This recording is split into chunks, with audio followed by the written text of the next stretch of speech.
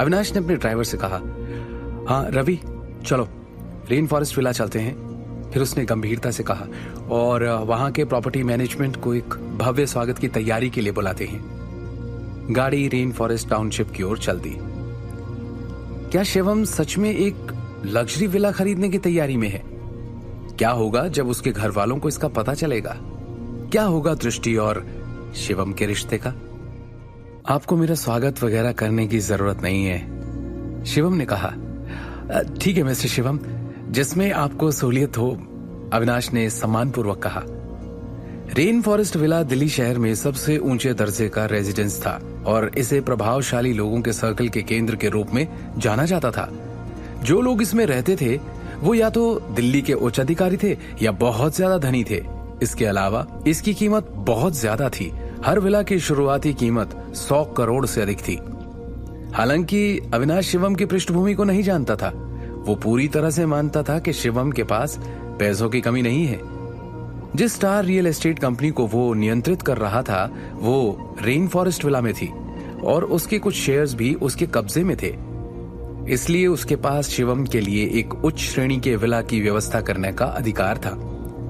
बेशक इसके लिए उसे भारी कीमत चुकानी पड़ेगी, उसे कुछ संसाधन और एहसान खर्च करने होंगे, लेकिन उसे शिवम जैसे धनी क्लाइंट से दोस्ती करनी थी क्योंकि उसके पास मदद के लिए एक बड़ा अनुरोध था। वो कोई भी कीमत देने को तैयार था। शिवम सर, आपने आज आधी रात यूं अचानक एक विला खरीदने का मन क्यों बनाया? अविनाश ने अस्थायी रूप से पूछा। वास्तव में वो शिवम के बारे में जानने के लिए भी उत्सुक था। वो उसका पहला ऐसा क्लाइंट था जिसके पास अथाह पैसा था। हालांकि शिवम साधारण गाड़ी से आता जाता था, कपड़े भी लापरवाही से पहनता था।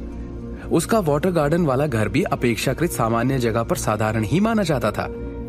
उसने लापरवाही से एक बैंक कार्ड फेंक दिया था और उसके बैंक अकाउंट में 200 करोड़ से ज्यादा रुपए थे। इसका क्या मतलब था? मुझे घर से निकाला गया है, मेरे पास रहने के लिए जगह नहीं है, शिवम ने लापरवाही से कहा। आपको आपके घर से ही निकाल दिया? सर, किसकी हिम्मत हो गई? अविनाश की आंखें आश्चर्य और अविश्वास से भर गई। अविनाश ने सोचा ये शिवम को खुश करने का एक मौका है। उसने गंभीरता से कहा, शिवम सर, वाटर गार्डन हमारी कंपनी की संपत्ति है जिसमें 100% इक्विटी है। मैं अभी भी वहां बात करके उसका दिमाग ठिकाने लगा सकता हूं। उसने और कुछ कहने की हिम्मत नहीं की। नौ सिटी में, विशेष रूप से वाटर गार्डन में, अविनाश को विश्वास था कि उसके पास कुछ शक्ति है। मेरी सास ने निकाला है मुझे, शिवम ने एक आत्महीन मुस्कान के साथ कहा। अविनाश स्तब्ध रह गया। वो नहीं जानता था कि अब क्या बोले। उसने एक पल सोचा।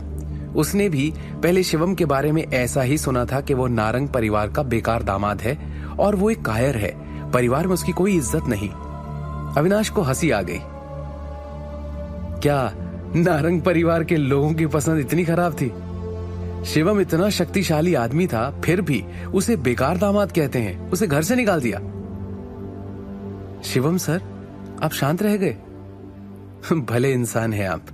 अविनाश अजीब तरह से मुस्कुराया। उसने एक और सिगरेट निकाली और शिवम के लिए जलाई। शिवम ने सिगरेट का एक कश लिया। उसने अविनाश को देखा। ये आदमी वास्तव में होशियार था। अविनाश, ओशियन रियल एस्टेट के पीछे कौन है? शिवम ने लापरवाही से पूछा।